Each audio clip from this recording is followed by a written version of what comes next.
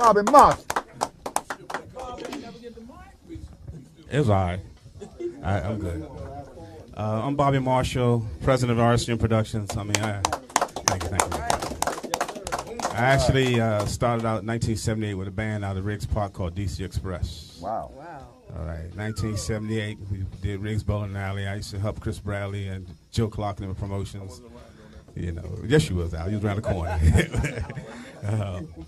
And then I stepped out the scene for a while to raise my family and came back into in the early 90s and jumped in with doing a lot of stuff with Ivan Goff and the first EU band after the Butt Time. And then hung around for a while again, put my money into Bounce album and all that stuff with EU.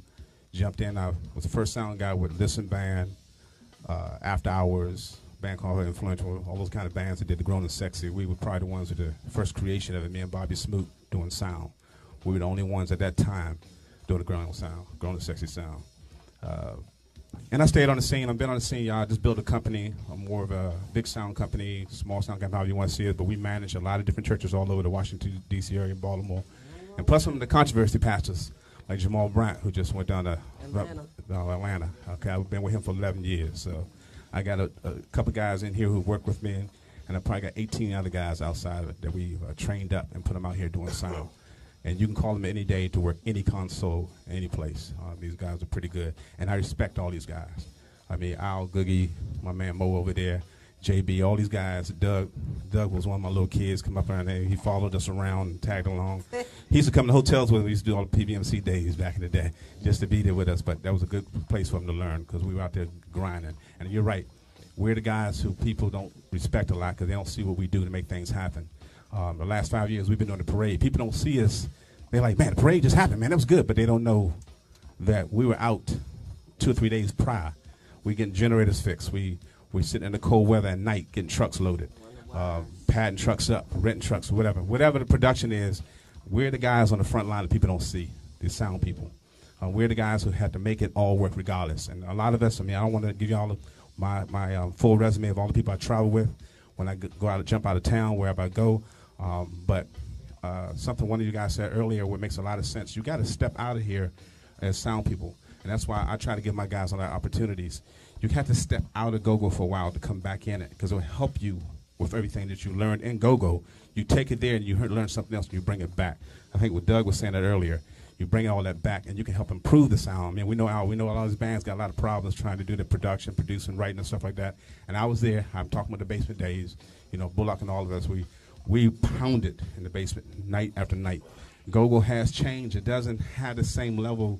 I don't give it the same level of respect because I look at these guys as lazy. I don't see them being as creative as they were before.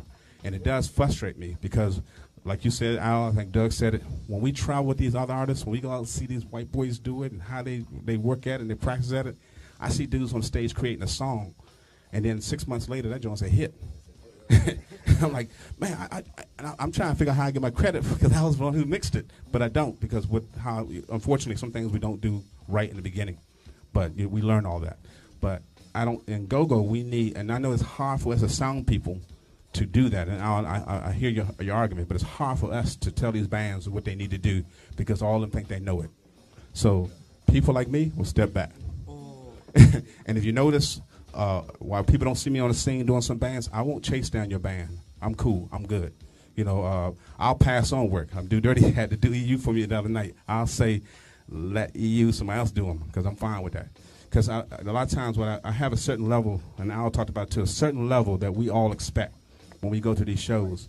And if you're going to play a trick with your sound system, because I'm walking in the room, I'm going to lose respect for you. Because when you come on my sound system, I call it Burger King. Have it your way. I'm going to make sure it's your way. I'm going to back you up. Because it has nothing to do with, like Al said, we're hired to do a job. My sound system is more important to me than me trying to ruin your career. Right. Because guess who gets blamed for at the end of the night? You do. I do. Because I'm the one who brought that sound system in there. So everything I bring in there is going to work. And if you ever say it didn't because you didn't come and ask me what's wrong, I'm that guy that's going to back you up.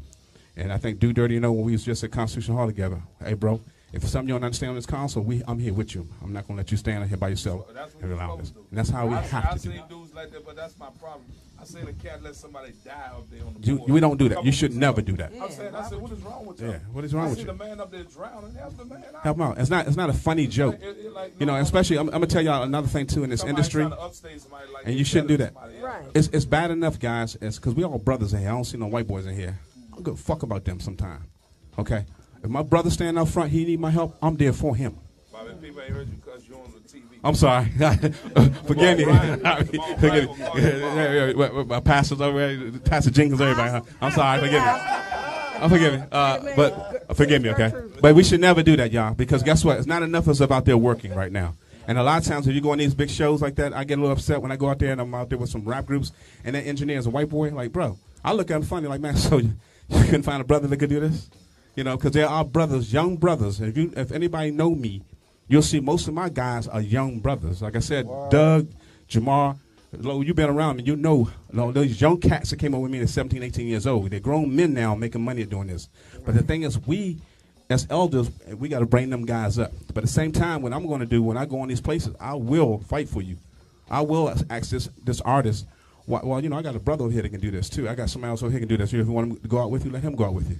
You know, I gave a couple of artists, I mean, unfortunately, I got a lot of guys in Baltimore. I got a whole crew in Baltimore. I got 7 guys in Baltimore. They out a lot.